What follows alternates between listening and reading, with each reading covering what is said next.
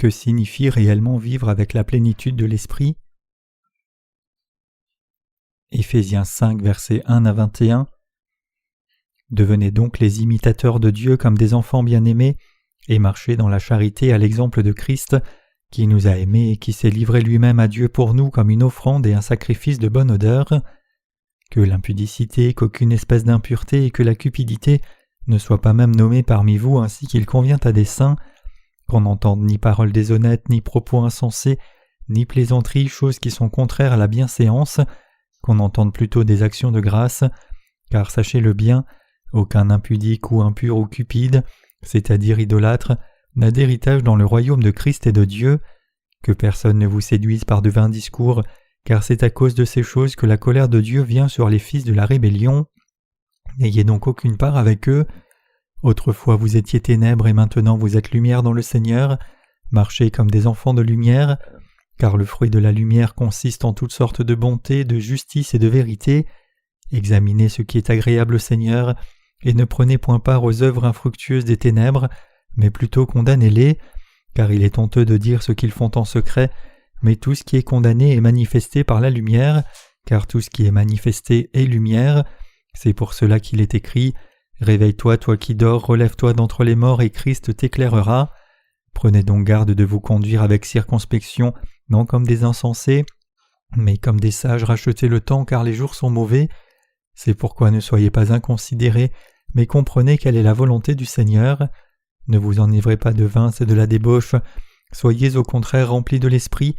Entretenez-vous par des psaumes, par des hymnes et par des cantiques spirituels, chantant et célébrant de tout votre cœur les louanges du Seigneur. Rendez continuellement grâce pour toutes choses à Dieu le Père, au nom de notre Seigneur Jésus-Christ, vous soumettant les uns aux autres dans la crainte de Christ.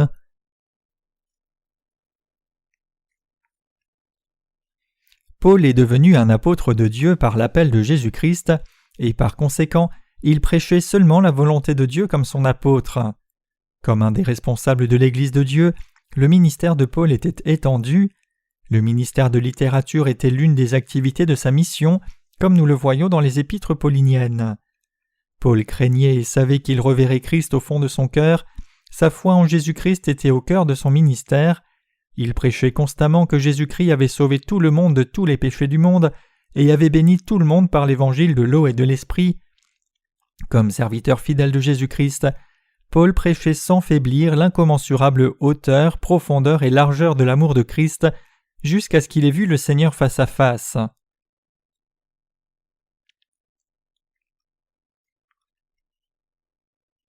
La grâce de Dieu qui est faite de sa justice. En Éphésiens chapitres 3 à 5, l'apôtre Paul a utilisé l'adverbe « donc » continuellement pour expliquer la justice de Jésus-Christ clairement et logiquement. Cette justice est révélée par le fait que Jésus-Christ, Dieu lui-même, ait abandonné le trône du ciel, soit venu sur la terre, et nous ait sauvés de tous les péchés du monde, quand nous étions destinés à mourir pour nos péchés. Jésus-Christ a enduré une souffrance indescriptible pour nous sauver des péchés de ce monde par sa justice, comme une brebis tranquille devant celui qui l'attend. Ésaïe 53, verset 7. Il a porté tous nos péchés par le baptême qu'il a reçu de Jean-Baptiste devant Dieu le Père, puis il a triomphé de la mort. Il est devenu notre Sauveur en étant baptisé par Jean-Baptiste et ressuscitant d'entre les morts. Nous avons maintenant reçu le vrai salut en croyant dans la justice de Jésus-Christ qui est venu par la vérité de l'évangile de l'eau et de l'esprit, car il nous a tous bénis, nous les croyants, pour recevoir ce vrai salut. C'est pour cela que l'apôtre Paul a prêché à tout le monde de son temps qu'il fallait être sauvé par la foi en la justice de Jésus-Christ, le Fils de Dieu le Père. Réalisez-vous combien Dieu le Père nous a aimés à travers Jésus-Christ? Nous avons connu cela parce que l'apôtre Paul nous a enseigné en détail comment Jésus-Christ nous a donné les bénédictions du salut. Paul a aussi parlé de la façon dont Jésus-Christ nous a revêtus de cette grâce merveilleuse du royaume des cieux. Comme nous tous, c'est par la foi que Paul a été sauvé dans l'amour de Christ, et donc à travers ses lettres, il voulait transmettre sa foi pour le salut à tous les saints des temps de la fin, leur enseignant ce que leur vie devait être en étant remplie du Saint-Esprit. L'apôtre Paul nous a exhortés à mener une vie droite. L'apôtre Paul dit la chose suivante au sein d'Éphèse: « Devenez donc les imitateurs de Dieu comme des enfants bien-aimés, et marchez dans la charité à l'exemple de Christ, qui nous a aimés et qui s'est livré lui-même à Dieu pour nous, comme une offrande et un sacrifice de bonne odeur. » Éphésiens 5, versets 1 à 2. Nous devons tous effectivement marcher comme Paul nous y a exhortés ici, car dans le passé, nous étions condamnés à l'enfer à cause de nos péchés. Pour sauver des humains corrompus comme nous, Jésus-Christ a été envoyé sur cette terre par le corps de la Vierge Marie selon la providence de Dieu le Père. Quand Jésus a eu 30 ans, il devait prendre tous les péchés de la terre en étant baptisé par Jean-Baptiste. Christ devait donc être crucifié à mort, car il avait porté tous nos péchés. C'est pour verser son sang pour être puni pour tous les péchés du monde que Jésus-Christ a été baptisé par Jean-Baptiste. Ayant ainsi accompli l'évangile de l'eau et de l'esprit par son Fils Jésus-Christ, Dieu le Père a sauvé chacun de nous qui croyons dans cette vérité de tout péché du monde une fois pour toutes. Combien c'est merveilleux que le Seigneur ait répandu l'amour abondant de Dieu sur nous. Tout comme nous prêchons l'évangile de l'eau et de l'esprit sans cesse, l'apôtre Paul prêchait aussi cet évangile authentique à toutes les nations du monde connues. Pour encourager les saints d'Éphèse à suivre ses pas, il leur dit: « Soyons donc les imitateurs de Dieu comme des enfants bien-aimés. » Éphésiens 5, verset 1. Comment pouvons-nous imiter Dieu? Nous pouvons imiter Dieu en imitant Jésus-Christ qui est Dieu lui-même. Se référant à Jésus-Christ, l'apôtre Paul a dit aussi: « Comme aussi le Christ nous a aimés et s'est livré lui-même pour nous, comme offrande et sacrifice à Dieu en parfum de bonne odeur. » Éphésiens 5, verset 2. Donc imiter Dieu, c'est se sacrifier pour l'évangile de l'eau et de l'esprit que Jésus-Christ a accompli. J'ai moi-même beaucoup souffert à cause de mes péchés. Bien que ce ne soit plus le cas puisque je crois maintenant dans l'évangile de l'eau et de l'esprit, il y a une période de ma vie où j'étais si tourmenté par mes péchés que j'étais presque devenu fou et j'ai failli commettre le suicide. Ceci s'est produit parce que Satan accusait constamment ma conscience d'avoir commis le péché. Mes péchés me faisaient tant souffrir que j'étais à demi-mort physiquement et spirituellement. Le diable continuait de m'accuser d'être un homme pécheur encore et encore, mais tout ce que je pouvais faire pour me lever contre lui, c'était de croire vaguement que Jésus-Christ était mon sauveur. En ces jours-là, je ne savais pas exactement comment mon Seigneur avait expié tous mes péchés avec la justice de Dieu. C'était un temps de ma vie où je croyais seulement que seul le sang du Seigneur à la croix était mon salut. Si seulement j'avais entendu l'évangile de l'eau et de l'esprit même une fois en ces jours-là, je n'aurais pas souffert si longtemps ni à ce point. Mais personne ne prêchait l'évangile de l'eau et de l'esprit, et toutes ces années je croyais que le Seigneur m'avait sauvé de mes péchés en étant crucifié et versant son sang, mais cela n'avait pas effacé mes péchés de mon cœur, ni ne les avait expiés dans ma conscience complètement. J'étais constamment accusé par le diable, et ma propre conscience se sentait toujours coupable. Je ne pouvais pas rencontrer l'évangile de l'eau et de l'esprit pour une raison: je n'avais rencontré personne qui connaisse et prêche cet évangile vrai. Même si je souffrais tant de mes péchés en ces jours-là, les péchés qui étaient inscrits dans mon cœur n'ont pas disparu, même si j'ai ardemment cru dans le sang de Jésus-Christ. Cela ne s'est pas produit jusqu'à ce que je comprenne l'évangile de l'eau et de l'esprit. Mais une fois que j'ai entendu et cru cet évangile authentique, tous mes péchés ont été complètement expiés, comme le Seigneur dit en Ésaïe 1, verset 18, « Si vos péchés sont comme le cramoisi, ils deviendront blancs comme neige. » Jusqu'à ce que je connaisse cet évangile de l'eau et de l'esprit, c'était mon souhait sincère de voir tous mes péchés disparaître. C'est pour cela que je cherchais l'évangile de l'eau et de l'esprit si désespérément.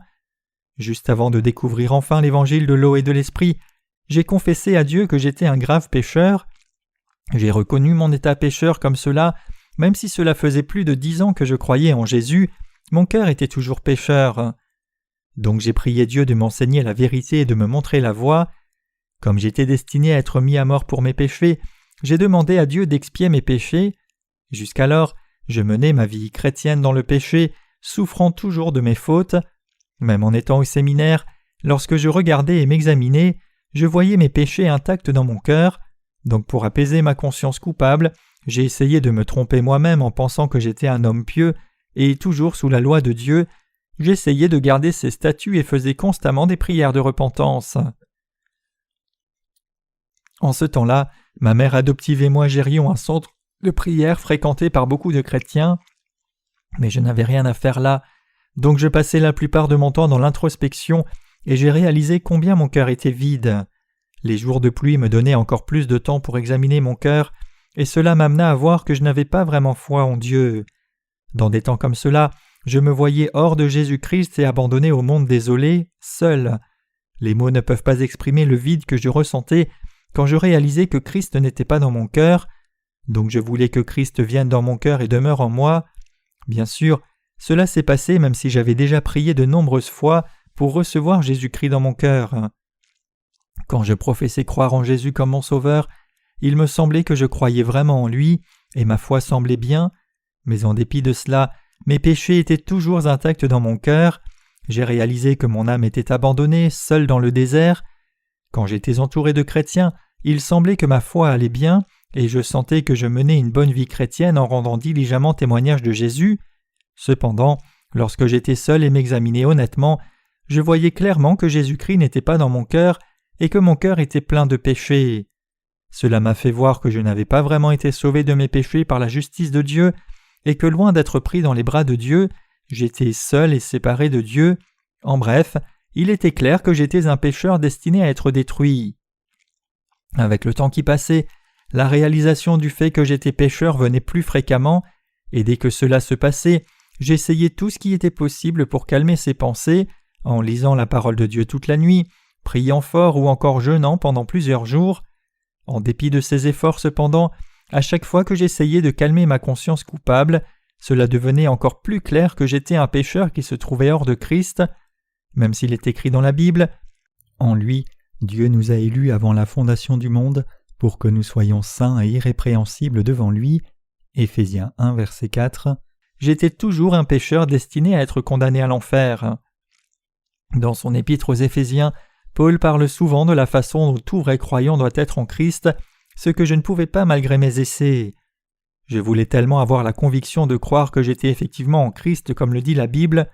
Cependant, puisque ma compréhension de l'œuvre du salut de Jésus était incomplète, je ne pouvais que rester pécheur, car je croyais seulement que Jésus-Christ avait été condamné pour mes péchés en étant crucifié à mort et en versant son sang.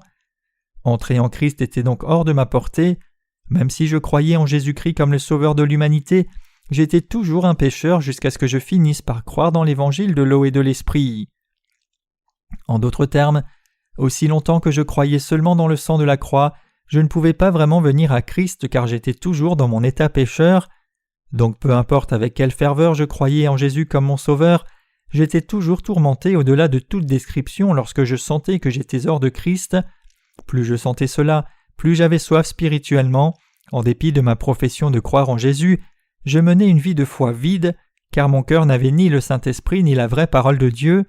En ce temps-là, je vivais dans la pire condition spirituelle imaginable. Même si je criais avec assurance lorsque je prêchais le sang du Seigneur à la croix aux autres, lorsque j'étais seul, je savais que j'étais moi-même un grave pécheur et n'étais pas réellement venu en Christ.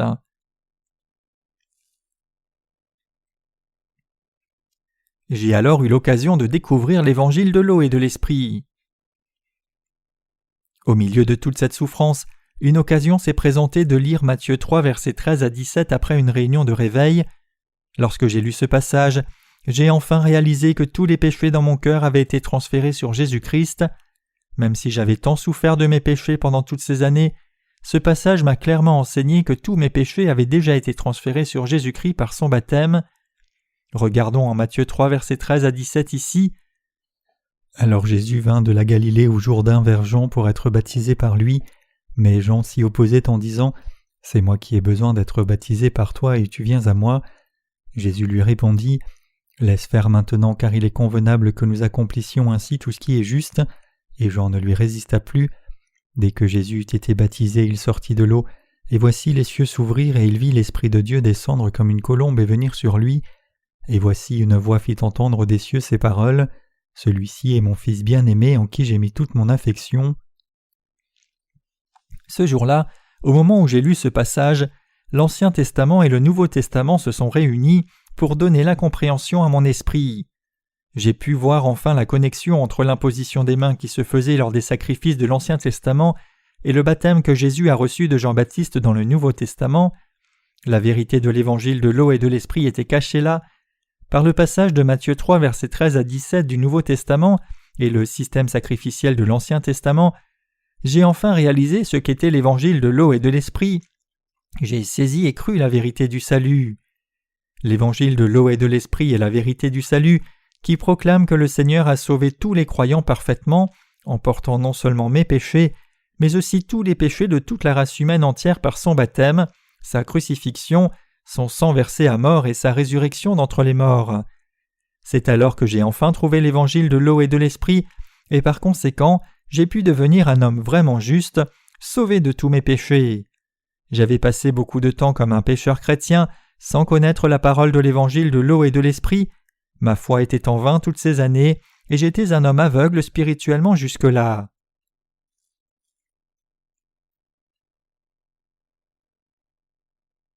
Savez-vous combien le salut imaginaire prévaut dans le christianisme d'aujourd'hui ? Vous devriez tous réaliser ici combien de chrétiens souffrent du salut imaginaire. C'est comme la grossesse imaginaire, dont je suis certain que nos sœurs ont entendu parler.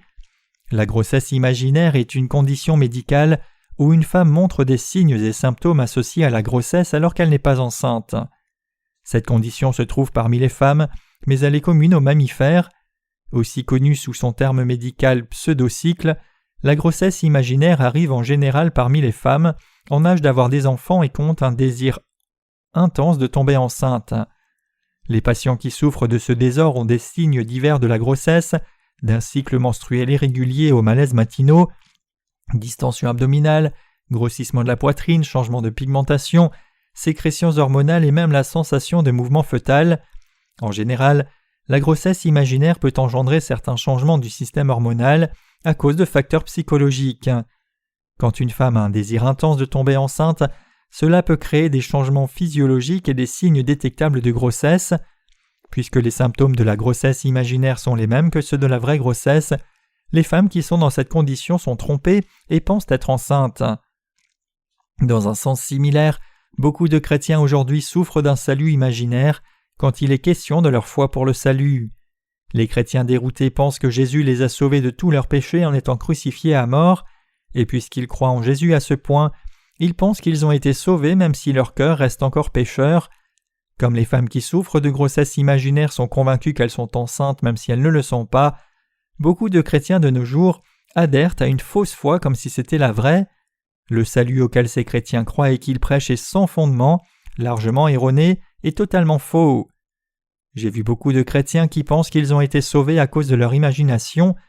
Quand je regarde à la façon dont je menais ma vie chrétienne dans le passé, je vois que moi aussi, j'avais adhéré à un faux salut par moi-même, pensant que j'étais sauvé.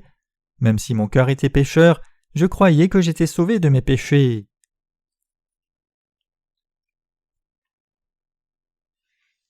Peu importe ce que quelqu'un dit, je suis absolument certain d'avoir reçu la rémission des péchés par l'œuvre de Dieu qui m'a été révélée.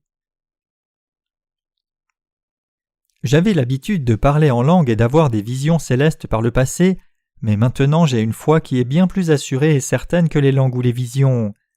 Quand je me suis converti au christianisme, je ne connaissais pas l'évangile de l'eau et de l'esprit et n'y croyais donc pas. J'étais malade à cette époque, et c'est peut-être pour cette raison que j'ai été débordé d'émotions quand j'ai lu dans la Bible que Jésus était mort pour de pauvres prêcheurs comme moi. Bien sûr, à l'époque, j'étais complètement inconscient de l'évangile de l'eau et de l'esprit, et donc j'étais seulement reconnaissant de ce que même si j'aurais dû mourir pour mes péchés, Jésus m'avait sauvé en étant crucifié et versant son sang à mort à ma place, puis ressuscitant d'entre les morts. C'est ainsi que je me suis mis à croire en Jésus, pensant que je devais au moins effacer tous mes péchés avant de mourir. Aussitôt que j'ai cru en Jésus comme mon sauveur, j'étais si zélé pour lui que j'ai commencé à prêcher la foi chrétienne directement, mais maintenant que je connais la vérité de l'évangile de l'eau et de l'esprit, quand je regarde mon passé, il est clair que je souffrais vraiment d'un cas sérieux de salut imaginaire. Je vois aussi qu'il y a trop de chrétiens qui souffrent de salut imaginaire tout comme j'en souffrais. Même si ces chrétiens pensent qu'ils ont été sauvés de leurs péchés, en réalité, il y a toujours des péchés dans leur cœur. La plupart d'entre eux pensent qu'ils ont été sauvés même si leur cœur est pécheur, juste parce qu'ils croient en Jésus. Ils disent que puisque Dieu les aime et les a sauvés de leurs péchés par son Fils Jésus-Christ, ils ne sont plus pécheurs, inconditionnellement. Mais c'est précisément ce que signifie souffrir de salut imaginaire. Par contre, vous et moi qui croyons maintenant dans l'évangile de l'eau et de l'esprit n'avons pas été sauvés par l'imagination. Notre salut est approuvé par Dieu parce que nous croyons dans la vérité du salut appelé l'évangile de l'eau et de l'esprit. Jésus-Christ s'est donné lui-même pour nous comme offrande et sacrifice à Dieu le Père pour un parfum de bonne odeur. Éphésiens 5, verset 2. En d'autres termes, Jésus, le Fils de Dieu, nous a vraiment sauvés à la perfection en portant tous nos péchés par obéissance à Dieu le Père, mourant à la croix et ressuscitant d'entre les morts. C'est en croyant dans cet évangile du salut, l'évangile de l'eau et de l'esprit, que nous avons été vraiment sauvés de tous nos péchés. Alors que nous croyons maintenant dans cet évangile de l'eau et de l'esprit, nous avons été sauvés de tous nos péchés, et maintenant que nous croyons dans l'évangile de l'eau et de l'esprit, nous ne pouvons que donner toute notre reconnaissance à Dieu.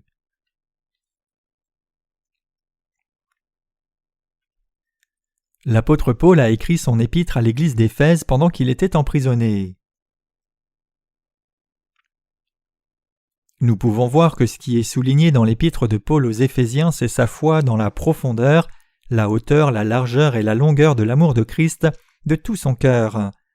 Aujourd'hui, alors que vous et moi faisons notre ministère de la littérature, nous devons aussi toujours penser à la longueur, la hauteur, la largeur et la profondeur de l'amour de Christ, tout comme l'apôtre Paul.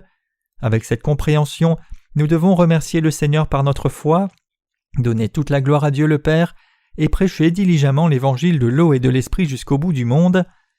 Combien cet amour de Jésus-Christ est-il profond pour qu'il nous sauve de tous nos péchés? Dieu lui-même nous a sauvés de tous nos péchés en devenant un homme, et cela nous montre en soi combien l'amour de Dieu est grand, comme il est écrit en Jean 1, verset 14.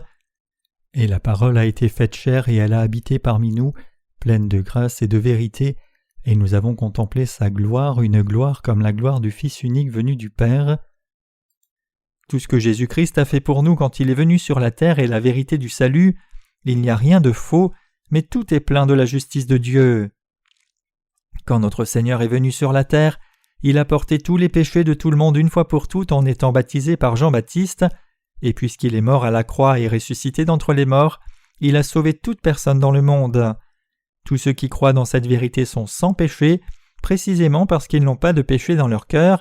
Ils témoignent de la vérité dans le monde entier.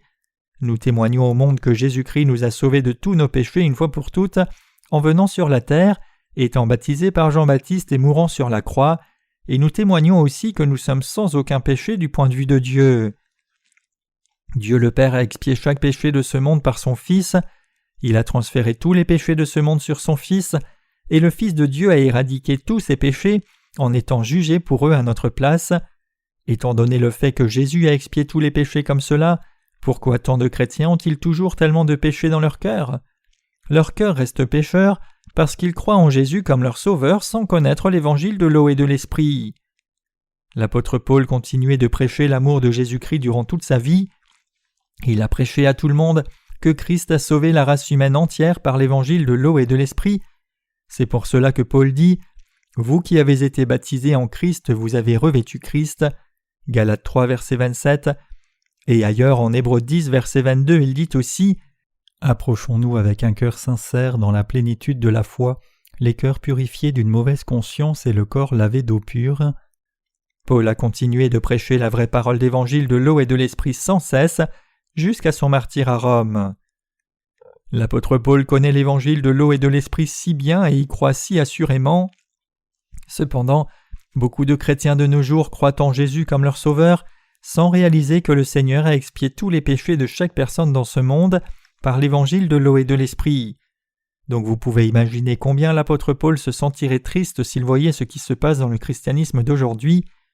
Tout comme nous sommes frustrés de voir cela, Dieu est aussi profondément attristé. Quand Jésus-Christ est venu sur la terre, il a accompli toute la justice de Dieu au moment où il a porté tous les péchés du monde une fois pour toutes, en étant baptisé par Jean-Baptiste. Le baptême que Jésus a reçu de Jean-Baptiste et le sang qu'il a versé à la croix sont ce qui a accompli toute la justice de Dieu. Cet évangile, c'est l'évangile de l'eau et de l'esprit qui nous a sauvés de tous nos péchés. En étant baptisé, Jésus-Christ le Fils de Dieu a non seulement pris tous vos péchés et les miens, mais aussi les péchés de la race humaine entière, en abandonnant son corps pour être crucifié à mort. Il a été pleinement condamné pour tous nos péchés, et il est ressuscité d'entre les morts après 3 jours. C'est ainsi que Jésus-Christ a effacé tous nos péchés et nous a ramenés à la vie de notre mort certaine pour devenir notre Sauveur. Donc tous ceux qui reconnaissent et croient dans l'évangile de l'eau et de l'esprit comme leur salut recevront la vie éternelle. C'est l'amour que Dieu a pour nous. La vérité par laquelle Dieu nous a sauvés de tous les péchés du monde se trouve dans l'évangile de l'eau et de l'esprit. Quiconque croit dans ce vrai évangile n'a donc aucun péché dans son cœur. Que dit le Notre Père ? Il dit « Que ta volonté soit faite sur la terre comme au ciel » Matthieu 6, verset 10. Ailleurs en Jean 3,16, Jésus dit « Car Dieu a tant aimé le monde qu'il a donné son Fils unique, afin que quiconque croit en lui ne périsse pas mais qu'il ait la vie éternelle. » Dieu le Père a effacé tous nos péchés et nous a sauvés de tous les péchés du monde une fois pour toutes en envoyant son Fils sur la terre, transférant tous nos péchés sur le Fils, le laissant crucifié à mort et le ramenant à la vie. C'est en étant baptisé par Jean-Baptiste que Jésus-Christ a complètement effacé tous nos péchés une fois pour toutes. C'est ainsi que le Seigneur a accompli le salut de la rémission parfaite des péchés par l'évangile de l'eau et de l'esprit. Le problème cependant, c'est que tant de gens sont si trompés par les fausses doctrines chrétiennes tout le temps qu'ils ne réalisent pas la vérité du salut, c'est-à-dire qu'ils n'ont pas idée que Dieu les a délivrés de leurs péchés par l'évangile de l'eau et de l'esprit. Trompés par le diable et ses faux prophètes, beaucoup de chrétiens aujourd'hui vivent avec leur cœur lié par leurs péchés, même s'ils professent croire en Jésus. Ces gens vivent tous comme des pécheurs parce qu'ils sont inconscients de l'évangile de l'eau et de l'esprit, trompés par les fausses doctrines du christianisme moderne. C'est pour cela que l'apôtre Paul est si triste dans son esprit. En parlant de la longueur, la hauteur, la largeur et la profondeur de l'amour de Jésus-Christ, l'apôtre Paul nous a dit que puisque nous avons revêtu l'amour de Christ, nous ne devons plus vivre selon les convoitises du monde comme les païens. Il nous exhorte ensuite ainsi que l'impudicité, qu'aucune espèce d'impureté et que la cupidité ne soient pas même nommées parmi vous ainsi qu'il convient à des saints, qu'on n'entende ni paroles déshonnêtes, ni propos insensés, ni plaisanteries, choses qui sont contraires à la bienséance, qu'on entende plutôt des actions de grâce, car sachez-le bien, aucun impudique ou impur ou cupide, c'est-à-dire idolâtre, n'a d'héritage dans le royaume de Christ et de Dieu, que personne ne vous séduise par de vains discours, car c'est à cause de ces choses que la colère de Dieu vient sur les fils de la rébellion. N'ayez donc aucune part avec eux. Autrefois vous étiez ténèbres et maintenant vous êtes lumière dans le Seigneur. Marchez comme des enfants de lumière, car le fruit de la lumière consiste en toutes sortes de bonté, de justice et de vérité. Éphésiens 5, versets 3 à 9. Ce passage nous enseigne clairement que si nous avons vraiment saisi l'amour du Seigneur par l'évangile de l'eau et de l'esprit, et si nous l'avons vraiment accepté dans nos cœurs par la foi, nous ne devons jamais participer aux péchés commis par les gens de ce monde, mais rester loin d'eux. Autrement dit, l'apôtre Paul nous dit la chose suivante: tous ceux qui suivent la convoitise de la chair et la corruption verront la colère de Dieu sans faute. Ceux qui ne croient ni en l'amour de Dieu, ni que le Seigneur a expié tous leurs péchés par l'évangile de l'eau et de l'esprit, feront aussi face à une colère certaine de Dieu. Mais vous avez été vraiment sauvés de tous vos péchés, et donc ne participez pas à ces péchés. Si vous vivez comme les gens de ce monde, après avoir été sauvés de tous vos péchés, vous aussi ferez face à la colère de Dieu. Toutes choses étant reprises par la lumière sont manifestées. Éphésiens 5, verset 13. L'apôtre Paul dit en Éphésiens 5, versets 10 à 14 « Examinez ce qui est agréable au Seigneur, et ne prenez point part aux œuvres infructueuses des ténèbres, mais plutôt condamnez-les, car il est honteux de dire ce qu'ils font en secret, mais tout ce qui est condamné est manifesté par la lumière, car tout ce qui est manifesté est lumière. C'est pour cela qu'il est dit « Réveille-toi, toi qui dors, relève-toi d'entre les morts, et Christ t'éclairera. » Avant ce passage, Paul disait en Éphésiens 5, verset 9 « Car le fruit de la lumière consiste en toute bonté et justice et vérité. » Comme Paul nous l'enseigne ici, puisque nous avons été vraiment sauvés de tous nos péchés et sommes devenus les enfants de Dieu, nous devons tous vivre comme enfants de lumière. Les justes ne doivent jamais mener leur vie comme les gens de ce monde. Aucun saint juste ne doit jamais commettre les mêmes péchés que les pécheurs. Loin de là, tous les enfants de la lumière doivent vivre d'une façon qui soit digne de leur nouveau statut, et pour ce faire, ils doivent se rassembler et faire l'œuvre juste du Seigneur de tout cœur. Quand les justes se rassemblent pour faire l'œuvre juste de Dieu, ils voient souvent beaucoup de leurs limites révélées. Lorsque leurs limites sont exposées comme cela, elles sont manifestées par la lumière de la parole de Dieu. Cela signifie que les justes peuvent venir dans la lumière seulement quand leurs fautes sont exposées telles qu'elles sont. Paul dit aussi que personne de ceux qui sont devenus enfants de Dieu en croyant dans l'évangile de l'eau et de l'esprit ne devrait travailler en unité avec quelqu'un qui n'est pas encore né de nouveau. Même si nous avons des manques par nous-mêmes, si nous les justes prêchons l'évangile de l'eau et de l'esprit et suivons le Seigneur dans l'unité, nous ne manquerons de rien. Bien sûr, puisque nous avons toujours beaucoup de limites, il est vrai que nous pouvons encore commettre le péché, mais tous ces péchés ont déjà été remis. Cependant, donner la main aux pécheurs qui ne cherchent que la corruption, c'est commettre le péché de blasphème contre le Saint-Esprit qui ne peut être pardonné. Ce que l'apôtre Paul essaye de nous enseigner dans les Écritures d'aujourd'hui, c'est que chaque saint juste doit vivre avec la plénitude de l'Esprit. Nous sommes les justes qui croyons dans l'évangile de l'eau et de l'Esprit, mais cela signifie-t-il nécessairement que nous ne commettons pas de péché charnel du tout? Non, bien sûr, même les justes peuvent encore commettre le péché dans leur chair, et donc lorsque leur vie s'égare, ils doivent être repris pour leur erreur par les prédécesseurs dans la foi. Pourquoi est-ce ainsi? C'est parce que ce n'est que lorsqu'on nous reprend pour nos erreurs que nous pouvons réaliser que nous dévions, et c'est alors seulement que nous pouvons reconnaître notre faute, venir à la lumière, méditer l'Évangile, et remercier à nouveau le Seigneur de nous avoir donné la rémission des péchés. Donc lorsque nous dévions mais ne le réalisons pas, nous devons être repris et réveillés par l'Église. Nous commettons souvent des péchés qui semblent impardonnables même pour nous. Nous souffrons de douleur et de regret pour le péché que nous commettons, mais ce n'est pas tellement un problème. C'est parce que nous avons déjà été sauvés de tous ces péchés. Puisque le Seigneur a expié tous nos péchés par l'évangile de l'eau et de l'esprit, nous sommes déjà devenus les enfants de Dieu par la foi, et donc quand nous sommes repris si nous commettons le péché, il est encore plus manifeste que nous sommes enfants de Dieu. C'est pour cela que l'apôtre Paul dit que toutes choses sont exposées et manifestées par la lumière. Cependant, ce principe ne s'applique pas aux pécheurs qui ne croient pas en l'évangile de l'eau et de l'esprit. Essayez de les reprendre pour leurs péchés et voyez ce qui arrive. Loin d'être exposés à la lumière, ils vous haïront et deviendront hostiles. Seuls ceux qui ont été sauvés de tous leurs péchés en croyant dans l'évangile de l'eau et de l'esprit sont exposés à la lumière quand ils sont repris pour avoir laissé leur vie déviée. C'est quand les justes sont repris pour leurs fautes par leurs prédécesseurs dans la foi qu'ils peuvent échapper à tous ces péchés, et c'est ainsi que la vérité du salut peut briller davantage pour révéler encore plus clairement que le Seigneur nous a sauvés de tous nos péchés. Il est donc absolument indispensable pour nous tous de connaître l'amour de Christ, de réaliser et de croire la largeur et la profondeur de cet amour, et de vouloir être repris pour nos fautes lorsque nous dévions dans notre vie de foi.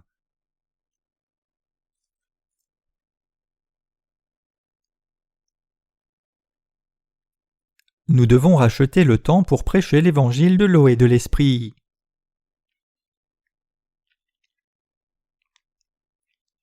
Il est écrit en Éphésiens 5, versets 15 à 18 « Prenez donc garde de vous conduire avec circonspection, non comme des insensés, mais comme des sages. Rachetez le temps car les jours sont mauvais. C'est pourquoi ne soyez pas inconsidérés, mais comprenez quelle est la volonté du Seigneur. Ne vous enivrez pas de vin, c'est de la débauche, soyez au contraire remplis de l'esprit. » Regardons de plus près à ce passage. Maintenant que nous avons accepté l'amour de Christ dans nos vies, comment devons-nous vivre désormais? Comme nous avons été sauvés de tous nos péchés en croyant dans l'évangile de l'eau et de l'esprit, ce n'est autre que nous qui connaissons la hauteur, la profondeur, la largeur et la longueur de l'amour de Christ. Comment devons-nous donc mener nos vies maintenant? Nous devons vivre avec circonspection devant Dieu, non comme des insensés mais comme des sages. Pour ce faire, nous devons racheter le temps que le Seigneur nous a donné. Nous tous qui avons reçu la rémission des péchés en croyant dans l'évangile de l'eau et de l'esprit, devons racheter le temps pour prêcher l'évangile de l'eau et de l'esprit. Qui pourrait arrêter le temps? Personne ne peut empêcher l'heure d'avancer.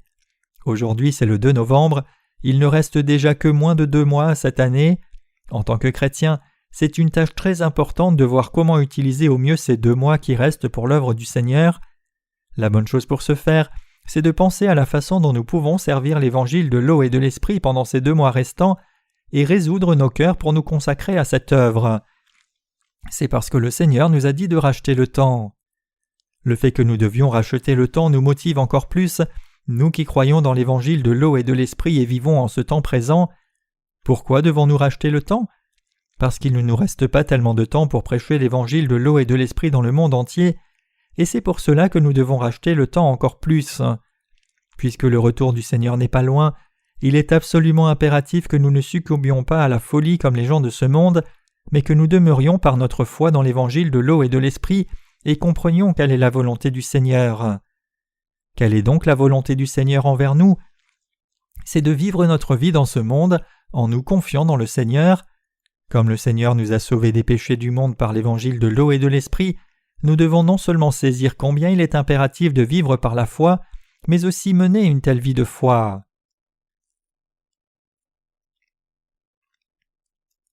Si vous voulez être rempli du Saint-Esprit, croyez et servez seulement l'évangile de l'eau et de l'esprit. Il est écrit en Éphésiens 5, verset 18 « Ne vous enivrez pas de vin en quoi il y a de la dissolution, mais soyez remplis de l'Esprit. » Le fait que nous devons être remplis du Saint-Esprit signifie que nous devons nous immerger dans l'œuvre de Dieu, croire dans sa justice et investir notre temps à la prédication de cette justice de Dieu. La plénitude de l'Esprit ne signifie pas parler en langue ou prier avec ferveur comme un fanatique. Plutôt, être rempli du Saint-Esprit, c'est nous consacrer pleinement à la diffusion de l'évangile de l'eau et de l'esprit. Donc il est très important que nous réalisions la volonté du Seigneur, croyions dans l'évangile de l'eau et de l'esprit qui contient la justice de Dieu, et travaillions fidèlement à prêcher cet évangile. Beaucoup de chrétiens pensent que vivre dans la plénitude du Saint-Esprit signifie crier et prier fanatiquement toute la nuit, mais ce n'est pas le cas.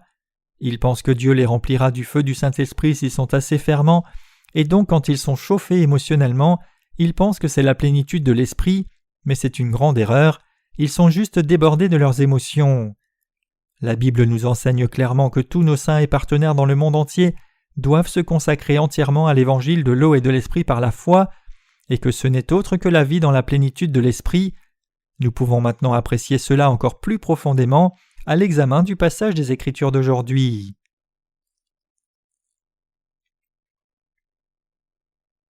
Comment pouvons-nous être remplis de plus en plus du Saint-Esprit ? Regardons Éphésiens 5, versets 19 à 21 ici. « Entretenez-vous par des psaumes, par des hymnes et par des cantiques spirituels, chantant et célébrant de tout votre cœur les louanges du Seigneur. Rendez continuellement grâce pour toutes choses à Dieu le Père au nom de notre Seigneur Jésus-Christ, vous soumettant les uns aux autres dans la crainte de Christ. » Que signifie vivre avec la plénitude de l'Esprit ? Racheter le temps et servir l'Évangile, être sage plutôt qu'insensé, comprendre ce que le Seigneur attend de nous et nous consacrer au service de l'Évangile de l'eau et de l'Esprit plutôt que de vivre pour nous-mêmes, et nous immerger dans l'œuvre de la diffusion de l'Évangile pour le plaisir de Dieu, plutôt que de nous enivrer du vin de ce monde, ce n'est autre que vivre avec la plénitude de l'Esprit comme Dieu veut que nous vivions. En bref, servir l'Évangile de l'eau et de l'Esprit dans nos vies, c'est vivre avec la plénitude de l'Esprit. Nous tous devons donc vivre dans ce monde en nous confiant et en servant l'Évangile de l'eau et de l'Esprit. Nous avions des personnes qui sont venues à notre dernière réunion de réveil, nous disant qu'elles ne reviendraient jamais comme elles ont été déçues de ce que le prédicateur n'ait pas crié assez d'Alléluia qu'ils attendaient. Ils doivent penser qu'un bon prédicateur de réveil doit avoir la capacité d'éveiller l'émotion des participants en criant assez d'Alléluia en prêchant. Mais hurler des Alléluia ainsi, prier fort ou frapper quelqu'un à cause d'une ferveur émotionnelle n'est pas ce que signifie vivre dans la plénitude de l'Esprit. Il est absolument crucial pour vous tous d'avoir une claire compréhension de ce que signifie vraiment vivre dans la plénitude de l'Esprit. En traitant de comment nous devons être remplis du Saint-Esprit dans nos vies, Dieu dit en Éphésiens 5, versets 19 à 21 « Entretenez-vous par des psaumes, par des hymnes et par des cantiques spirituels, chantant et célébrant de tout votre cœur les louanges du Seigneur.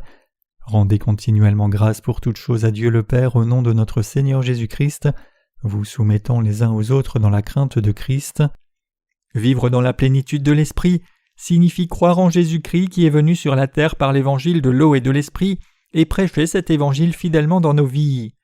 Nous vivons tous effectivement par la foi, louant la justice de Dieu manifestée dans l'évangile de l'eau et de l'Esprit. C'est précisément parce que nous sommes les justes que nous demeurons dans notre foi dans l'évangile de l'eau et de l'Esprit, nous confions et suivons la justice de Dieu et louons Dieu avec reconnaissance. Comme nous sommes nés de nouveau par l'évangile de l'eau et de l'Esprit, nous devons nous édifier les uns les autres par notre foi commune. quand Éphésiens 5 verset 19 dit « Chantant et psalmodiant dans vos cœurs au Seigneur », cela signifie que puisque nous connaissons l'évangile de l'eau et de l'esprit, nous nous confions dans la justice de Dieu et le louons pour cela. Vivre ainsi, c'est vivre avec la plénitude de l'esprit. Il est écrit en Éphésiens 5 versets 20 à 21 « Rendez continuellement grâce pour toutes choses à Dieu le Père au nom de notre Seigneur Jésus-Christ, vous soumettant les uns aux autres dans la crainte de Christ. » Ici, le Seigneur nous dit de nous soumettre les uns aux autres pour la prédication de l'évangile de l'eau et de l'esprit. Et comme le Seigneur nous a instruits, nous devons effectivement nous soumettre les uns aux autres selon l'ordre établi par Dieu dans chacune de nos positions. Les leaders dans l'Église ne devraient pas essayer de dominer ceux qui les suivent, mais plutôt ils doivent servir ceux qui les suivent et coopérer les uns avec les autres pour accomplir l'œuvre juste de Dieu et consacrer toute leur vie à la diffusion de l'Évangile. C'est ainsi qu'ils peuvent vivre dans la plénitude de l'Esprit. Croire dans l'Évangile de l'eau et de l'Esprit, comprendre la profondeur, la largeur et la hauteur de l'amour de Dieu et de Christ, et prêcher l'Évangile de l'eau et de l'Esprit dans le monde entier, toutes ces choses signifient vivre dans la plénitude de l'Esprit selon la volonté du Seigneur. Nous devons vivre avec cette réalité. Nous gérons plusieurs affaires pour prêcher l'Évangile de l'eau et de l'Esprit et soutenir ce ministère de l'Évangile. Nous investir dans ces œuvres justes, y consacrer du temps et consacrer notre jeunesse, c'est vivre comme l'apôtre Paul. Paul prêchait l'Évangile en pourvoyant à ses besoins par sa propre fabrication de tentes. Nous appelons cela le ministère de fabrication de tentes de Paul, et la plupart des ouvriers de notre ministère se soutiennent aussi eux-mêmes en gérant des affaires et travaillant la terre. C'est ainsi que nous menons nos vies dans la plénitude de l'Esprit. Aujourd'hui, il y a heureusement l'Église de Dieu qui prêche l'Évangile de l'eau et de l'Esprit, et grâce à cela, vous et moi pouvons vivre dans la plénitude de l'Esprit. C'est si heureux. Comme l'apôtre Paul, vous et moi avons reçu la pleine rémission des péchés dans nos cœurs en croyant dans l'Évangile de l'eau et de l'Esprit.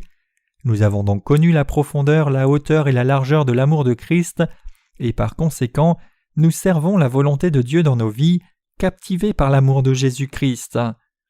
Même si les gens de ce monde vivent entièrement selon les désirs de la chair, aucun de nous ne devrait participer à cette corruption. Nous tous, enfants de lumière, devons nous assembler dans l'unité, racheter le temps, servir l'Évangile de l'eau et de l'Esprit, et faire ce qui plaît au Seigneur. Certains de nos frères et sœurs ont écrit des poèmes au sujet des bénédictions spirituelles que le Seigneur nous a données. D'autres ont composé des musiques pour ces poèmes, et grâce à cela nous chantons maintenant de nouveaux hymnes pour louer la justice de Dieu. Comme nous croyons tous dans l'Évangile de l'eau et de l'Esprit, nous édifions notre foi les uns les autres et vivons pour prêcher l'Évangile dans l'unité. Le fait que nous vivions ainsi pour l'Évangile de l'eau et de l'Esprit, en nous confiant dans cet Évangile, signifie que nous demeurons effectivement en Dieu et vivons dans la plénitude de l'Esprit. Donc je rends grâce à notre Dieu. L'apôtre Paul nous a exhortés à racheter le temps maintenant que nous avons reçu la rémission des péchés, et il a fait cette exhortation parce qu'il y a tant à faire pour diffuser l'Évangile de l'eau et de l'Esprit. C'est pour cela que Paul nous a dit de racheter le temps pour faire ce travail. Je suis content et heureux que nous ayons maintenant complètement réalisé la volonté de Dieu pour nous et vivions avec la plénitude de l'Esprit. Nous allons publier 2 livres sur l'hérésie avant la fin de l'année. Nous planifions aussi de publier les 4e et 5e volumes de nos séries sur la croissance spirituelle. Par ces livres, beaucoup de gens dans le monde recevront non seulement la rémission des péchés, mais seront aussi nourris.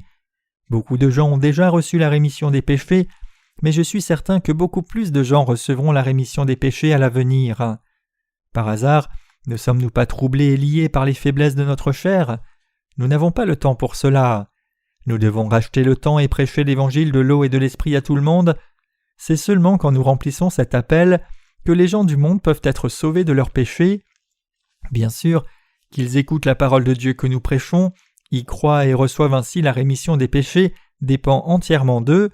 Tout ce que nous faisons, c'est prêcher l'Évangile et prier pour eux. Nous ne pouvons pas les faire croire dans l'Évangile de l'eau et de l'Esprit de force.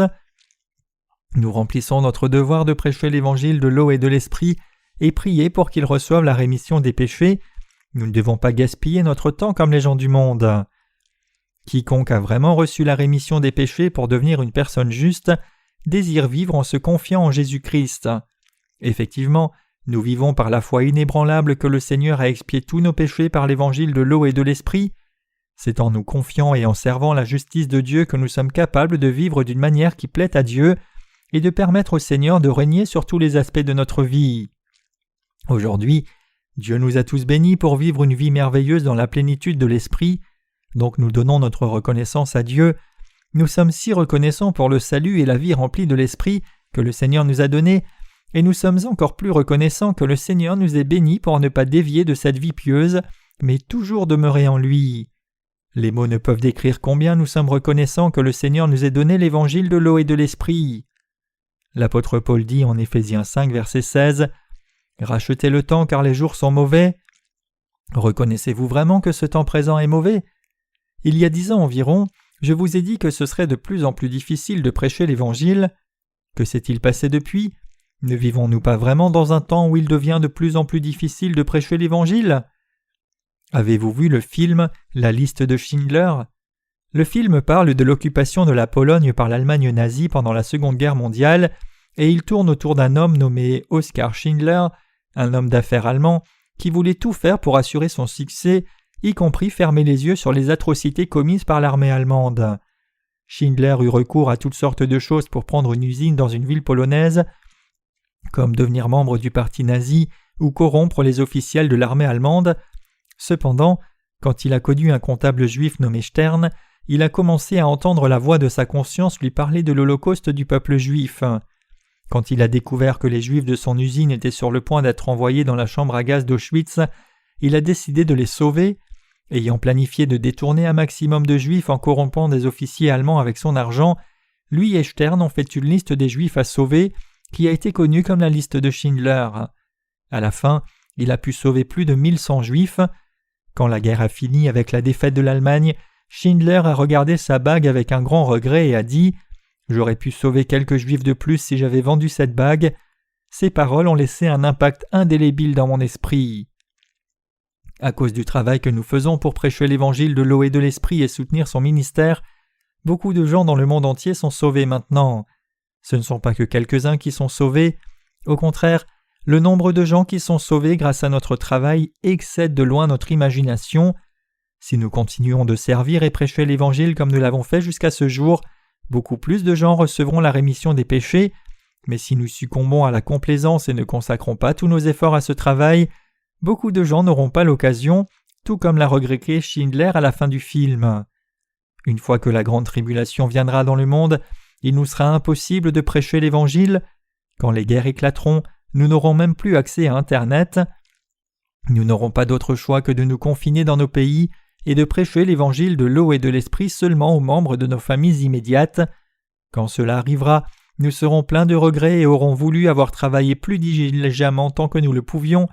Le temps viendra où nous ne pourrons plus travailler. C'est pour cela que j'insiste auprès de vous et nos ministres sur l'importance de faire l'œuvre de Dieu tant que nous le pouvons. Effectivement, pour prêcher l'évangile de l'eau et de l'esprit, nous devons nous soumettre les uns aux autres dans la crainte de Christ et vivre par la foi dans l'ordre établi par Dieu. Nous devons vivre pour l'évangile maintenant en ce moment, non pas plus tard, car le temps présent dans lequel nous vivons court à sa fin. Je suis certain que vous avez entendu parler des problèmes écologiques qui frappent le fleuve Amazon. L'Amazone est le plus grand fleuve du monde, mais il est dit qu'il est fortement réduit et que son flot n'est plus qu'un petit reflet de sa gloire passée.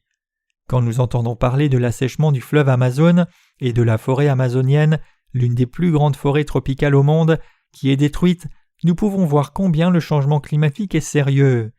Chacun peut conclure de ces tendances qu'il n'est pas si difficile que la planète Terre rencontre des famines, des inondations, des tremblements de terre et des épidémies dévastatrices.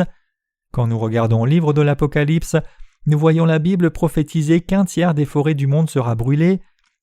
Le monde sera frappé de famine, d'inondations, de tremblements de terre, et avec ces catastrophes naturelles, nous verrons l'Antéchrist apparaître. Bien que ces événements viennent dans un futur proche, nous ne sommes pas du tout troublés. C'est parce que nous sommes déjà prêts pour ces événements à l'avance. Nous savons que ces désastres sont l'accomplissement inévitable de ce qui doit se passer dans le monde, et donc au lieu d'être dépassés, nous vivons dans la plénitude de l'esprit. Il n'est pas encore trop tard, car bien des désastres accélèrent, ce monde ne sera pas détruit directement. Quand les tremblements de terre frapperont le monde entier et que la moitié de la population périra dans ces catastrophes, alors nous pourrons vraiment sentir et voir la grande tribulation se produire, et c'est alors que nous pourrons attendre le proche retour de Christ. Quoi qu'il arrive, nous devons continuer de prêcher l'Évangile pendant que nous le pouvons. Bien sûr, je ne suggère pas ici que nous n'avons pas été assez fidèles à notre appel, car nous avons tous effectivement travaillé diligemment et sans cesse pour le Seigneur. Plutôt, mon point c'est que nous devons continuer de travailler aussi diligemment que nous l'avons fait jusqu'ici. Ce pourquoi je suis reconnaissant à Dieu plus que toute autre chose, c'est le fait que nous puissions travailler pour le plaisir de Dieu, et je suis reconnaissant de pouvoir faire cette œuvre juste avec vous tous mes partenaires. Les mots ne peuvent décrire combien je suis reconnaissant que Dieu nous ait protégés et bénis pour servir l'Évangile jusqu'à ce jour. J'espère et prie que Dieu continue de nous bénir pour vivre dans la plénitude de l'Esprit. Permettez-moi de finir le sermon d'aujourd'hui en souhaitant que toutes les bénédictions de Dieu soient avec nous tous qui servons l'Évangile et vivons dans la plénitude de l'Esprit.